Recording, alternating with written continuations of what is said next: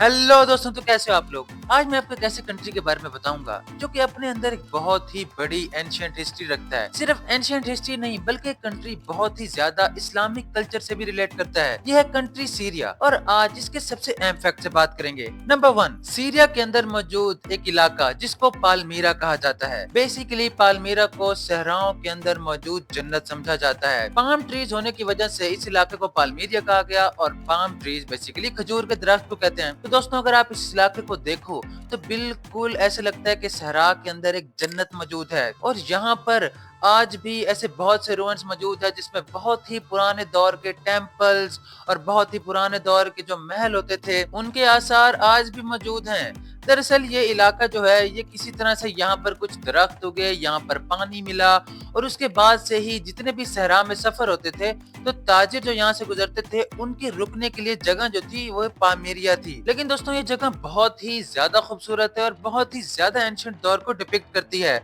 आज भी इसके बहुत ही ज्यादा आसार मौजूद हैं। लेकिन 2015 में होने वाले सीरिया क्राइसिस जिसके बारे में आपने जरूर सुना होगा, तो एक तंजीम जिसका नाम था ISIS, उन्होंने यहाँ पर जाकर इनके आसार को तोड़ने की कोशिश की। वो वहां पर गए, इन्होंने कुछ आसार को तोड़ने की भी कोशिश की लेकिन अभी भी यहाँ पर मौजूद हैं। और सिर्फ यही नहीं बल्कि जो पामीरा का एक केयर टेकर था जिसने इस पूरी साइट को कवर किया हुआ था उनको भी टॉर्चर किया और उसके कुछ हिडन सीक्रेट्स भी निकालने की कोशिश की है।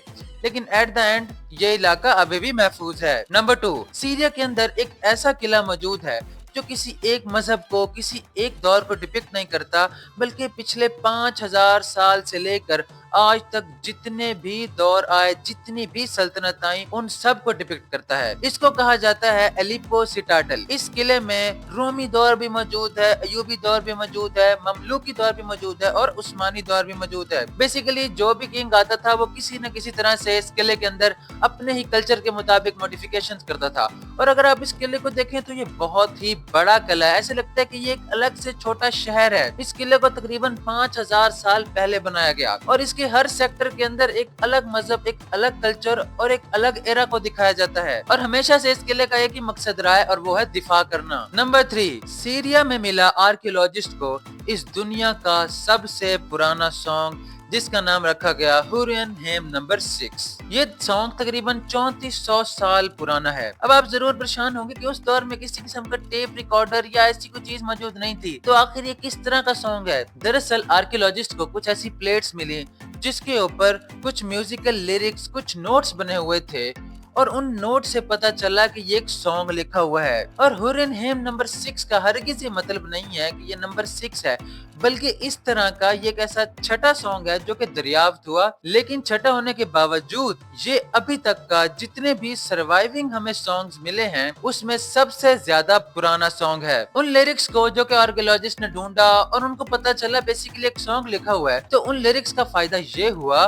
कि जो बहुत ही ज्यादा पुराने इंस्ट्रूमेंट हुआ करते थे मौसीकी के लिए, उन लिरिक्स को देखते हुए उनको चलाना भी सीख लिया गया, जिसके बारे में पहले बिल्कुल भी आइडिया नहीं था कि आखिर इनको यूज किस तरह से करना है। और आज भी यूनेस्को की तरफ से इस सॉन्ग को प्रिजर्व किया गया है। नंबर 4, एक ऐसी हिस्ट्री जिसको सिर्फ मुसलमान नहीं बल्कि दुनिया का हर मजहब मानता है, वो है हजरत आदम अलैहिस्सलाम के 2 बेटों की हिस्ट्री, हाबिल और काबिल। जैसा कि हम जानते हैं काबिल ने हजरत हाबिल को कत्ल किया जो कि इंसानियत बल्कि दुनिया की तारीख में सबसे पहला कत्ल था। और फिर अल्लाह ताला ने एक कव्वे को भेजा और उसने एक और कव्वे को दफनाया, जिसकी वजह से काबिल को पता चला कि उसने हजरत हाबिल को किस तरह दफनाना है। तो दोस्तों, जिस जगह पर हजरत हाबिल को दफनाया गया आज के दौर में वो कंट्री सीरिया है। और कंट्री सीरिया में मौजूद माउंट कैसून, इसी के ऊपर ही हजरत हाबिल की कब्र भी मौजूद है और वहाँ पर लोग जाते हैं, उसको देखते हैं। और उसी माउंट कैसून में ही काबिल ने हजरत हाबिल को कत्ल भी किया और उसके बाद दफनाया। तो इस लिहाज से ये, क्योंकि सीरिया जो है ये फलस्तीन के और मिडिल ईस्ट में मौजूद है, तो यहाँ पर जितने भी अंबिया कराम हैं उनका ठिकाना बेसिकली मिडिल ईस्ट ही था।